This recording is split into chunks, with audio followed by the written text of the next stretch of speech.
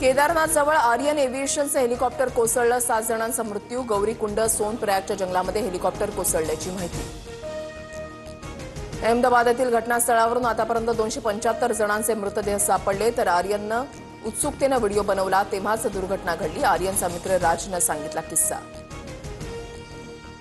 फडणवीस राज ठाकरेंमधील चर्चेची माझ्याकडे इत्यंभूत माहिती. फडणवीस एकाच वेळेला सगळ्यांना खेळू पाहतात. प्रत्येक पक्ष आपल्या तालावर नाचतो असं फडणवीसांना वाटतं. संजय राऊतांचा रोखठोकमधून दावा. अजित पवार माळेगाव साखर कारखान्याच्या चेअरमन पदासाठी उमेदवार. बारामतीमध्ये माझ्या एवढा उजवा उमेदवार मिळाला तर मी बाजूला होईन, अजित पवारांची प्रतिक्रिया. तुम्ही एकदा दोघांना संधी दिली, आता आम्हाला संधी द्या. माळेगाव साखर कारखान्याच्या निवडणुकीच्या प्रचाराचा नारळ फोडताना सुप्रिया सुळेंची प्रतिक्रिया. आरएसएस आणि भाजपच्या समन्वय समितीची नागपुरात बैठक. मुख्यमंत्री फडणवीस, बावनकुळेंसह विदर्भातील भाजपचे सर्व आमदार आणि खासदार उपस्थित.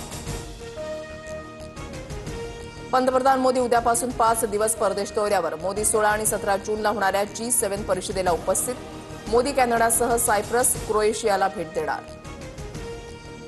विक्रोळी पुलावरून सर्व पक्षांकडून श्रेयवादाची लढाई. सर्वात आधी ठाकरेंची शिवसेना, मग शिंदेच्या शिवसेनेकडून उद्घाटन, तर भाजप कार्यकर्त्यांकडूनही उद्घाटन करत श्रेय लाटण्याचा प्रयत्न.